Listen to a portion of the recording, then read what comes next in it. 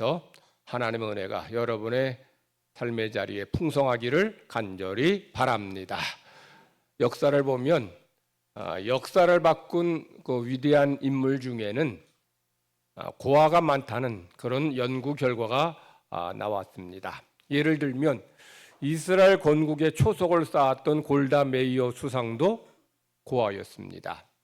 유럽의 왕권 사회에 자유를 외쳤던 나폴레옹도 고아였습니다. 이스라엘 역사의 가장 위대한 사람 중에 하나라 할 수 있는 모세도 부모를 잃은 건 아니지만 태어난 지 3개월 만에 부모와 떨어져 살면서 자기 엄마를 유모로 부르면서 성장했습니다. 어릴 때에 부모 잃은 슬픔, 부모 잃은 서름은 견줄 만한 것이 없죠. 그런데 그렇게 부모 잃은 슬픔으로 인해 많은 아이들이 무너지고 좌절하지만 몇몇 일부의 아이들은 오히려 그런 슬픔, 그런 고통을 단단히 딛고 일어서서 역사를 바꾸는 그런 훌륭한 사람이 된다는 거죠. 그래서 고난이 우리의 삶에 항상 안 좋은 것은 아님을 말씀하고 있습니다. 지난 시간에 우리 모세 부모의 믿음을 두 가지로 말씀드렸어요. 첫 번째, 모세 부모 믿음 뭐냐? 자기 아들의 잘생긴 것을 본 겁니다. 아들이 잘생겼다는 것은 그럼 뭘 말하느냐? 우리 아들에게 하나님이 귀한 달란트, 은사 주신 것을 깨달았다는 거죠. 그래서 이렇게 어린 아기에게 하나님 주신 달란트, 은사를 알아보는 것은 믿음이 있어야 돼요. 그런 면에 있어서 모세 부모는 믿음의 사람인 거죠. 두 번째, 모세 부모의 믿음 뭐냐? 왕의 명령을 두려워하지 않은 겁니다. 모세 부모가 왕의 명령 두려워하지 않은 이유가 뭐냐? 자기 아들에게 향하신 하나님의 계획을 알았기 때문이에요.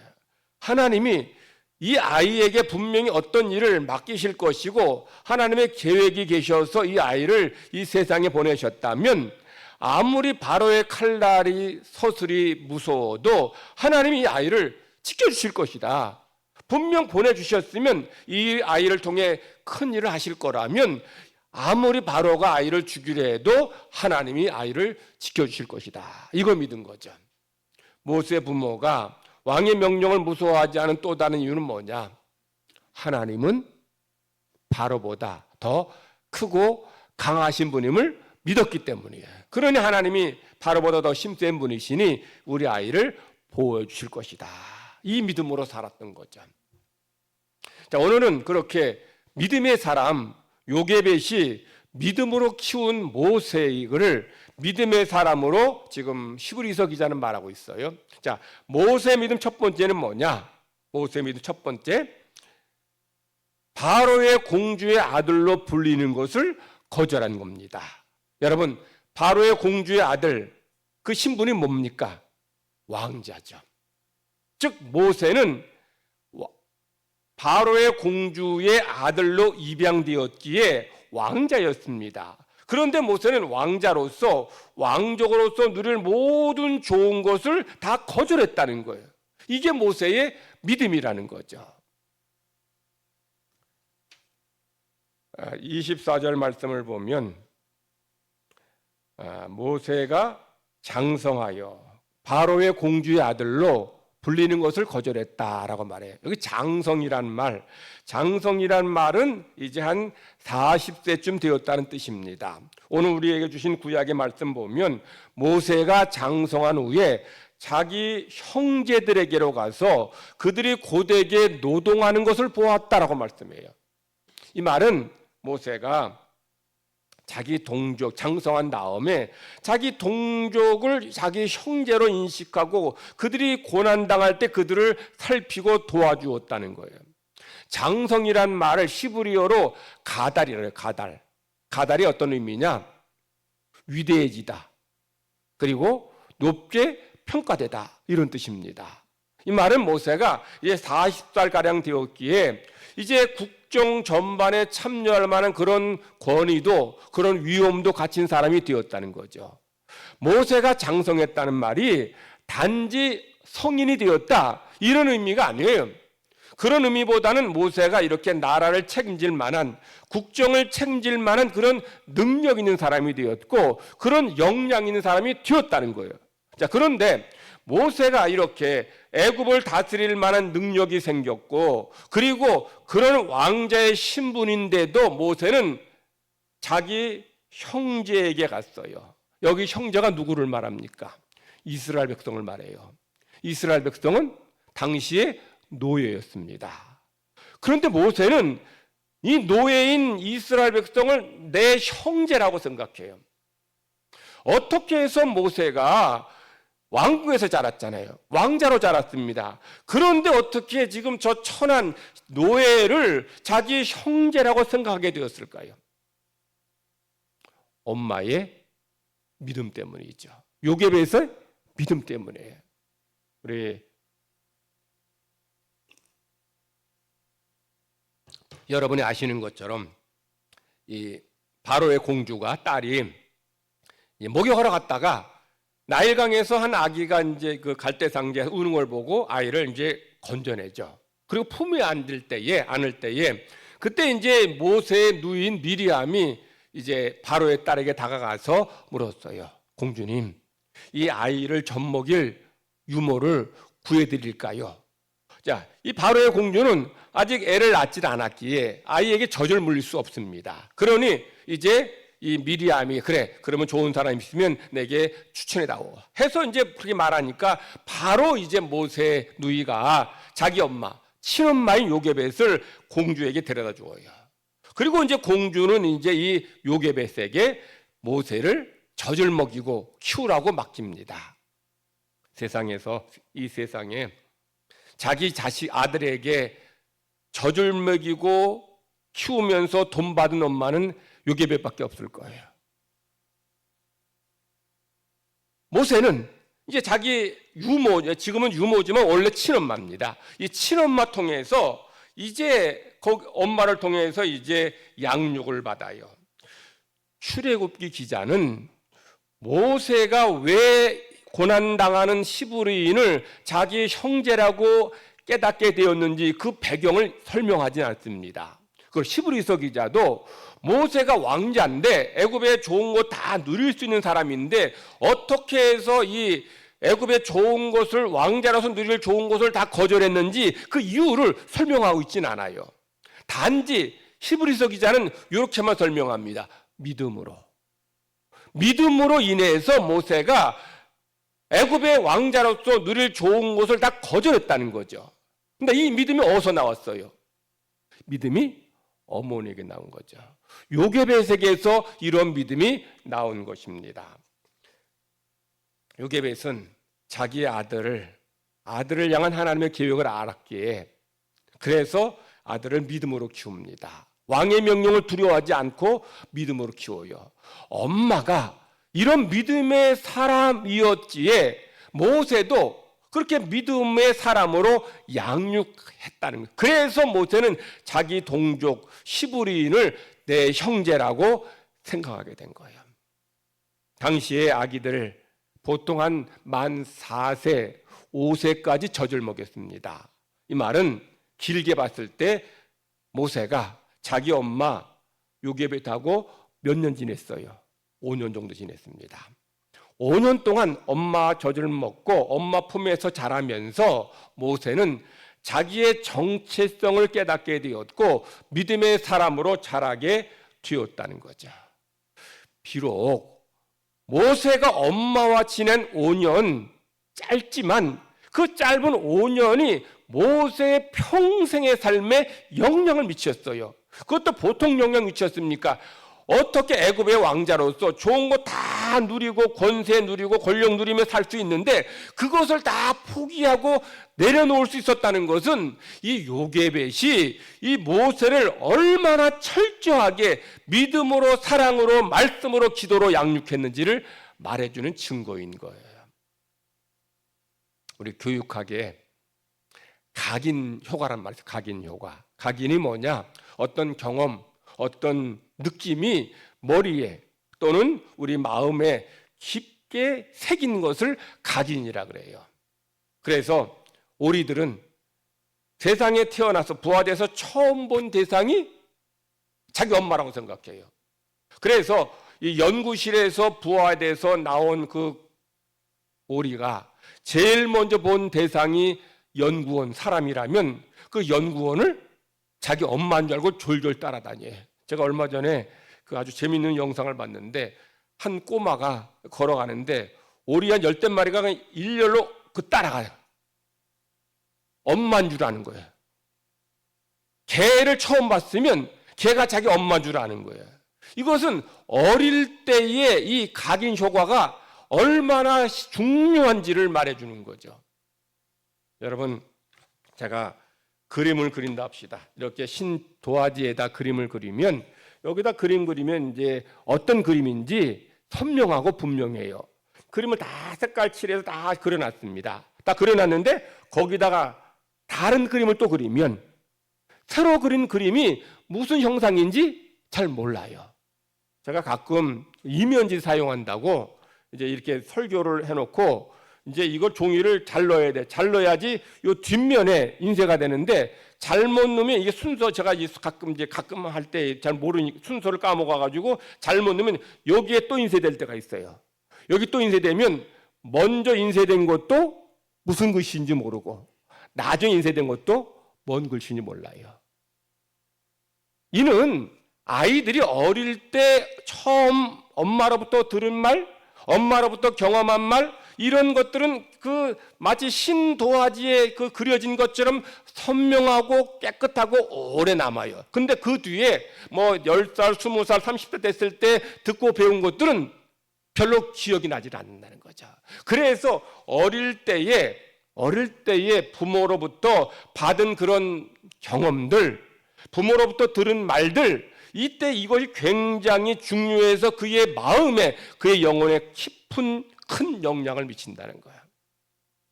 그랬으니 모세 엄마가 모세 5년 키웠어요. 5년 키웠지만 이 모세가 사실 여러분, 우리 모세가 가진 그 애굽 왕자로서의 권력, 좋은 것 다 부러워할 만한 거 아닙니까?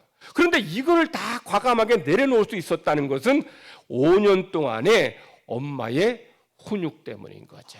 엄마의 교육 때문에 모세가 이런 사람이 된 거야.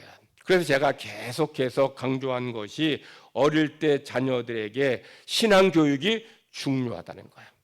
어릴 때 부모가 자녀와 함께 애가 알아듣지 못해도 같이 예배하고 찬송하고 기도하고 또 애를 안아주고 사랑하고 이뻐하고 또 사랑한다고 말해주고 격려해주고 이런 모든 것들이 애들 기억 안 납니다. 안 나지만은 그 마음속에 무의식의 세계에 차곡차곡 쌓여서 그것이 그 아이의 인성이 되고 그 아이의 인격이 되고 그 아이의 삶을 결정짓게 돼요.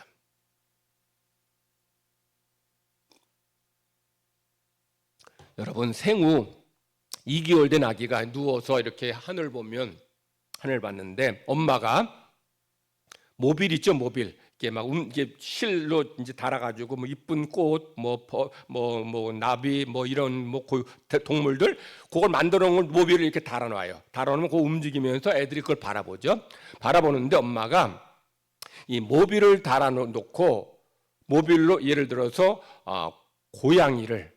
모빌을 이제 달아놨다 합시다. 그리고 진짜 고양이를 보여주면 이 아이는 이 진짜 고양이하고 고양이처럼 똑같이 생긴 모빌하고 구분할 줄 안다는 거예요. 새를 모빌로 만들었는데 이 새 모빌하고 진짜 새하고 애가 2개월 된 애가 이걸 구분할 줄 안다는 거예요. 요거는 생물, 살아있는 생물로 그런 범주로 구분하고 요거는 생물이야, 살아있는 것이 아니라는 걸 애들이 안다는 거예요. 2살 된 아이가 아니고 2개월 된 아기도 이런 걸 다 애들이 인식하는 것. 요거는 살아있는 것, 요거는 살아있지 않은 것, 죽은 것. 이걸 안다는 거예요. 그러니 여러분들 아기들이 어릴 때에 그 모든 경험들 다 잊어버려요. 잊어버리는데 그 경험들이 차곡차곡 아이들의 그런 의식 속에, 무의식 속에 쌓인다는 거예요. 여러분, 우리 사람에게는 의식의 세계가 있어요. 내가 이해하고 깨닫고 분석하고 판단하고 이런 의식의 세계입니다. 제가 여러분 다 알고 설교 준비하는 의식적으로 하는 거예요.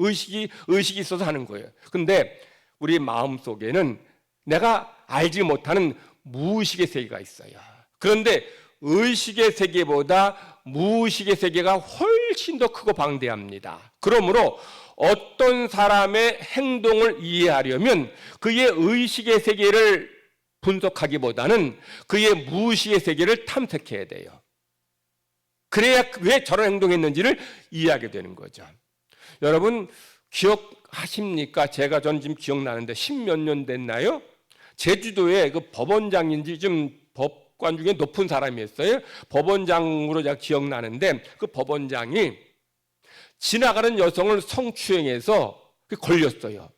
그래서 그것이 뉴스에 계속 보도되고 계속 이제 심리학자들 또는 그 교육학자들이 나와서 그거에 대해서 이제 서로 토론하고 이런 걸 제가 봤어요. 일개 판사도 아니고 젊은 판사도 아니고 어느 정도 나이도 든 이런 법원장 정도 되는 사람이 어떻게 지나가는 여성을 이렇게 성추행할 수 있느냐라면서 의견이 아주 분분했어요. 근데 이것은 그의 의식이 아니고 그의 무의식의 세계를 탐색해야 돼요. 의식은 이건 하면 안 돼. 이건 죄야. 이건 나쁜 짓이야. 이걸 알아, 의식은. 근데 무의식의 세계에 이런 부정적인 경험들이 많이 쌓여 있으면 그는 의식에 따라서 행동하는 게 아니고 무의식에 따라서 행동한 가능성이 높다는 거예요. 그래서 가끔 사회에 보면 저명한 사람들, 좀 존경받을 만한 사람들, 명예를 중요하게 여긴 사람들이 가끔 보면 이런 죄를 범하는 걸 보게 돼요. 이게 바로 뭐냐면 이 무의식 속에 머리는 좋아서 그가 이게 뭐 공부 잘해서 법관 되고 높은 자리에 오를지 몰라도 그 무의식의 세계 속에 이런 부정적인 경험들이 다 쌓여서 그래서 이런 때로는 이상한 나쁜 죄악된 행동을 한다는 거예요. 한번 그림을 한번 보여주시기 바랍니다.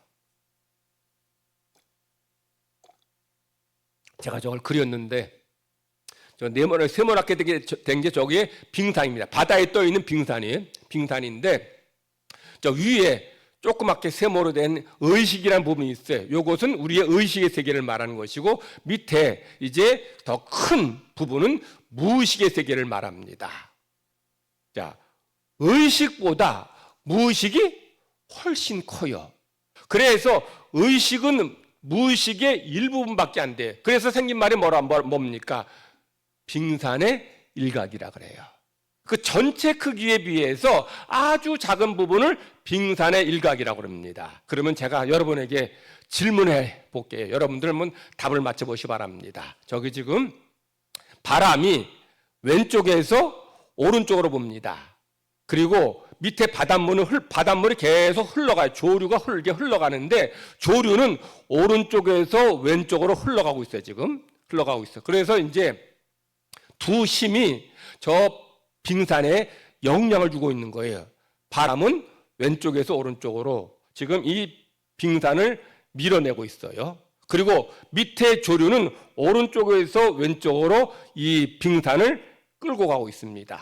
자, 그러면 여러분 생각에 저 빙산이 바람의 영향을 받아서 왼쪽에서 오른쪽으로 흘러갈까요? 아니면 조류의 흐름 따라서 오른쪽에서 왼쪽으로 흘러갈까요? 1번 같아요? 2번 같아요? 몇 번 같아요? 1번? 2번? 왜 2번입니까? 바람의 영향을 받는 부분은 이만큼밖에 안 돼요. 근데 조류의 흐름을 받는 것은 엄청나게 커요. 그러니까 아무리 위에서 태풍이 이렇게 불어도 태풍이 왼쪽에서 바람 불어도 태풍 영향받는 부분은 저 위에 조그만 부분이에요. 근데 밑에 조류는 큰 대부분의 이 빙산에 영향을 주기 때문에 이 빙산은 오른쪽에서 왼쪽으로 올라가요. 여러분, 저 의식이란 부분, 저 위에 보이는 저 부분이 우리의 의식입니다. 밑에 물에 잠긴 부분은 무의식이에요. 그래서 우리가 어떤 사람의 어떤 문제를 우리가 볼 때에 왜 저 사람이 저런 행동하는지를 보려면 그 사람의 의식을 탐색하기보다는 무의식의 세계를 탐색해야 돼. 어릴 때 부모로부터 어떤 교육받았고 어떤 대우를 받았고 어떻게 양육되었는지를 이걸 살펴봐야 돼. 가족으로부터 주위 사람들로부터 어떤 사랑받았는지 아니면 학대받았는지 이거 살펴보게 되면 그 사람의 그 세계를 알게 되는 거야. 모세 5년밖에 엄마와 같이 살지 않았는데 애굽의 좋은 곳 왕자로서 좋은 것 다 포기할 수 있었던 것은 이 엄마 요게벳이 얼마나 모세를 사랑하고 얼마나 말씀으로 기도로 사랑으로 키웠는지를 보여주고 있는 거예요. 그래서 부모는 어릴 때의 아이들에게 계속 사랑한다는 말, 칭찬하고 격려의 말, 믿음의 말을 해야 되고 또 안아주고 이뻐해주고 또 아이들을 사랑해줘야 돼요. 그리고 애들이 알아듣지 못하지만 가정에서 함께 애 안고서 찬송 부르고 기도하고 찬양하고 예배드려야 돼요. 근데 이게 애들이 기억해? 못해요. 못합니다. 못하지만 그 모든 그 경험들이 애의 의식 속에 다 차곡차곡 쌓이게 돼요. 제가 아내랑 같이 요거 가로공원에서 운동하기도 하고 겨울에 추울 때는 여기 신세계백화점 빠미에타운 왕복 왔다 갔다 하는데 본관하고 별관 사이 왔다 갔다 하면 그 운동하는데 애를 안고 가는 이제 아빠 엄마를 이제 보게 되는데 애가 있으면 저도 애를 보면서 집사람도 애 보면서 웃어요. 웃어주면 애가 어떻게 반응 보일까요? 애가 어떻게 반응 보일 것 같아요? 웃어요. 낯선 사람인데 낯선 할아버지 할머니가 웃는데 애기도 저희 보면서 웃어요. 그 애기는 이게 지금 낯선 할아버지 할머니인데 자기를 보고 웃을 때에 이 할아버지 할머니가 나를 좋아하는구나, 나를 예뻐하는구나 이런 감정 느낌을 알게 되는 거예요. 근데 이런 것이 계속 쌓이는 거예요. 그래서 아이들이 어릴 때 여러분들이 부모가 계속 안아주고 이뻐하고 너 최고야 이렇게 사랑해주고 또 애들이 옹알이 할 때 같이 그래 우리 아들이 우리 딸이 참 착하구나 하고 계속 반응 보이면 애들은 우리 엄마가 나를 굉장히 이뻐하는구나, 나를 사랑하는구나, 나를 좋아하는구나 이걸 그런 느낌을 갖게 되고 이것이 이 아이의 무의식 속에 계속 쌓이게 돼요. 그래서 아기들이 어릴 때엔 부모 또는 조부모, 할아버지, 할머니, 가족들은 가급적이면 부정적인 그런 말, 부정적인 행동, 부정적인 감정을 표현하면 안 돼요. 그것이 많이 경험되어지면 애들이 부모로부터 사랑받지 못하고 인정받지 못하고 칭찬받지 못하고 격려받지 못하면 애들은 나는 나쁜 사람, 쓸모없는 사람, 가치 없는 사람을 여기게 돼요. 그래서 머리는 좋아도 애들이 이렇게 자라면서 이런 격결 잘못된 길로 가고 심지어 이런 죄를 범하는 것도 그 마음속에 그 무의식의 세계 속에 이런 부정적인 경험들이 쌓인 거예요. 그래서 여러분 다 자녀 키웠죠? 여러분 해당 안 되지만 혹시 이제 손자 손녀 애들이 낳으면 그 아기들이 어릴 때부터 그냥 이뻐해주고 사랑해주고 같이 예배드려. 아이와 함께 같이 찬송 부르고 기도해주고 우리 아이 하나님이 사랑하신 아이하고 그래 격려말 계속해 주세요. 그것이 쌓여서 그 아이의 인생을 결정하게 되는 거예요. 그러니까 모세 엄마가 이거 아는 거죠.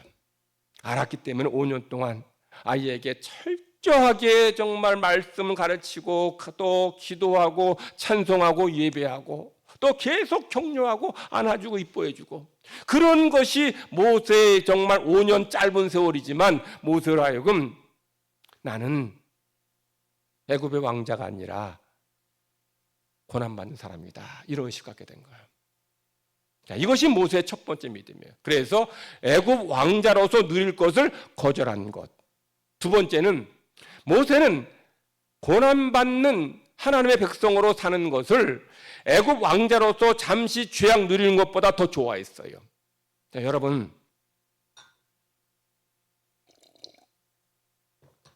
여러분에게 두 가지 선택을 준다면 여러분 뭘 선택하겠습니까? 여러분에게 높은 지위 주고 많은 물질 주고 잘 살게 하는 거 하나는 고난당하고 감옥 가고 매 맞는 거. 둘 중에 선택하라면 여러분 뭐 선택하겠어요? 아무도 고난 선택하지 않아요. 근데 모세는 지금 뭘 선택했어요? 고난 선택합니다. 모세가 선택한 고난은 자기 백성과 함께하는 고난이에요. 모세가 자기 백성과 함께한 고난이 뭐예요? 백성이 누구예요? 고난받는 노예입니다. 모세는 이런 고난받는 노예의 자리로 내려가서 자기도 그런 고난을 자처한 거예요. 오늘 우리에게 주신 신약의 말씀은 모세가 동족 이스라엘 백성이 이제 고난당하는 걸 봐요. 그래서 원수를 갚아줍니다. 애굽 사람을 때려 죽여요. 근데 그렇게 함으로 인해서 모세는 쫓기는 자가 됩니다. 도망치는 신세가 돼요. 그래서 결국 이제 애굽에 살지 못하고 이제 도망쳐서 이제 미디안 광야로 가서 거기서 40년간 양을 치는 목동이 됩니다. 애굽의 왕자가 하루아침에 양이나 치는 신세로 전락하게 된 거예요. 이는 모세가 죄악의 낙을 누리는 것보다 자기 백성과 함께 고난당하는 것을 선택한 것이죠. 모세는 25절 말씀 보면 영어 성경 이렇게 번역했어요. 모세는 잠깐 동안 죄악된 삶을 즐기는 것보다 하나님의 백성들과 함께 고난당하는 것을 더 원했다. 자, 모세는 그가 애굽에서 왕자로서 온갖 좋은 것 먹고 누리고 권력 누리는 것을 뭐라고 생각했냐면 잠깐이다. 내가 여기서 잘 먹고 잘 사고 권세 누려봐야 그거 100년도 안 된다는 거예요. 그러니까 모세는 내가 여기서 잘 먹고 잘 사는 것을 선택한다는 것은 이건 어리석은 일이라는 거죠. 왜냐하면 금방 사라질 것이고 죽을 것이기 때문에.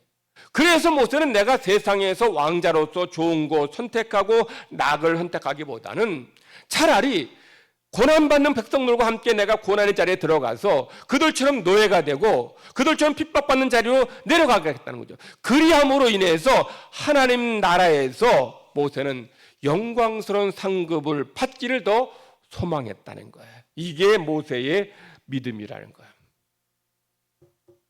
많은 사람들 이 세상에 가치를 쫓아 살아가요. 세상에서 잘 살고 잘 먹고 성공하고 이걸 원합니다. 그런데 그런 세상에서 쾌락과 즐거움을 쫓아가지만 그런데 세상에서 누리는 그런 쾌락은 다 뭐냐?